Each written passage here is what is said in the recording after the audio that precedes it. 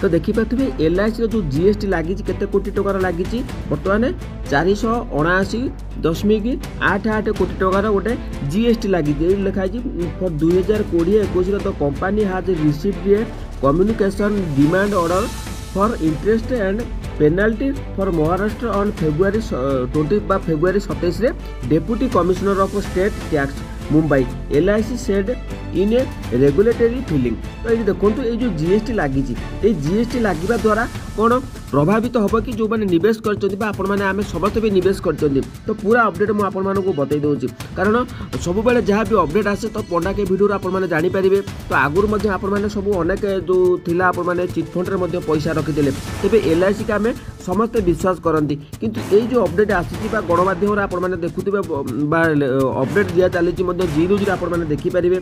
तो कौन पूरा अपडेट तो देखो मुझे आपसे अपडेट गुड़िक बतई दूँ जोटा कि आपशार जो भाई भूणी मैंने अच्छा एलआईसी पैसा रखिंट तो कौन प्रकृत में एलआईसी टका आपने बुड़ीज कि बंद हो कि तो देखो पूरा आपड़ी जीएसटी लगुच जीएसटी लगे द्वारा कौन किसी प्रभावित हम जो आपने निवेश कर मुझे एक अपडेट दे दूँगी। देखिए एलआईसी रही 479.88 कोटी टंकार जीएसटी नोटिस बुड़ीज निवेशक पैसा तो जो आपने निवेश कर बुड़ी जवार संभावना रही कौन रही पूरा अपडेट मुझे बतई दूसरी।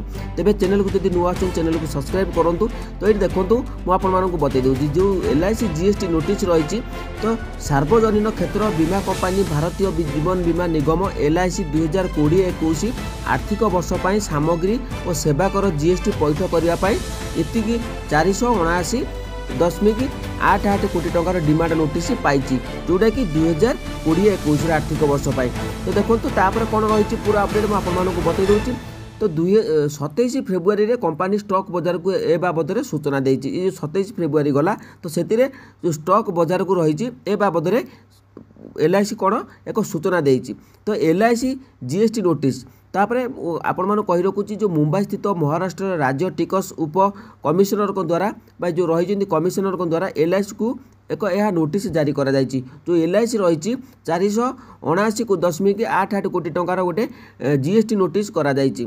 तो कंपनी को पठा जाइथिबा जीएसटी नोटिस सुध और जोरिमाना अंतर्भुक्त जो एथिरे रही जीएसटी आ नोटिस जोरिमाना अंतर्भुक्त रही।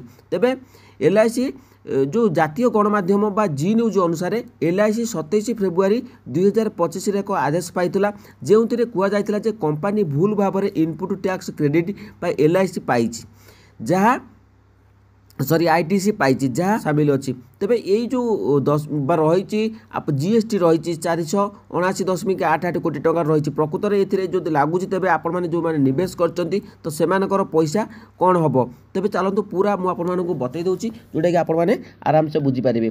तेबे एलआईसी स्पष्ट कर यही आदेश विरुद्ध में मुंबईर जुग्म राज्य टिकस कमिशनर अपील निकट में आवेदन कर सहित कंपनी कही यही नोटिस यार आर्थिक स्थिति कार्य किंबा अन्य कार्यकलाप पर कौन गुरुत्वपूर्ण प्रभाव पकाइब ना। तो मुझे कही रखुच्छी ये आपको क्लीयरली मेंशन करा जायछि जो एलआईसी जो जेहेतु समस्त गोटे भरोसा रही एलआईसी जो जीएसटी लगी जो डिमांड नोटिस पाई एलआईसी जो टैक्स तरफ दि जाइए तो से 479.88 कोटी टंकार जीएसटी लगी। तो ये जीएसटी लगे द्वारा तो आपण मैंने जो पैसा रखिंट निवेश कर तो से कौन बाधा विघ्न आपण मानकर सृष्टि हेब ना। तो मुझे आपको कही रखुच्छी तापर कौन रही एलआईसी और निवेशक उपर प्रभाव तो रही एलआईसी भारत सबुठ बड़ बीमा कंपानी तेणु यही नोटिस स्टॉक बाजार में निवेशक भावना को प्रभावित करें जो भावना रही आमर मुझे आपको अपडेट बतईदेली।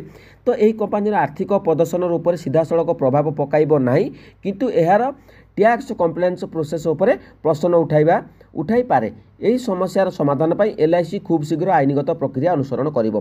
तेणुकरी आपण माने व्यस्त हेबेनी जो जीएसटी लागिछि सेतिरे आपण माने जो पैसा रखिचंती एलआईसी रे से पैसा केबे भी आपण मानकर कमिबो नाही बा कटिबो नाही। तो आपण माने केबे भी भयभीत हेबेनी कारण ये जो जीएसटी रे आपण मानकु सब अपडेट आपण मानकु बतई देली कोन हबो कोन नाही मु आपण मानकु बतई जेहेतु गणमाध्यम रे प्रसारित होइतला आपण माने समस्त भी मो सब्सक्राइबर माने अछंती से माने भी एलआईसी करिचंती तो किछि असुविधा नाही। आपण माने आखि बुझी घरे बसंतु एथिरे କୌଣସି ବ୍ୟସ୍ତ ହେବାର ନାହିଁ କିଛି ବି ଆପଣମାନେ ଯାହା ନିବେଶ କରିଛନ୍ତି ତାର ବୁଡ଼ିବାର ଚାନ୍ସ ହିଁ ଉଠୁନାହିଁ। ଯଦି ଅପଡେଟ୍ ଭଲ ଲାଗିଲା ଚ୍ୟାନେଲକୁ ସବସ୍କ୍ରାଇବ୍ କରନ୍ତୁ। ଜୟ ଜଗନ୍ନାଥ।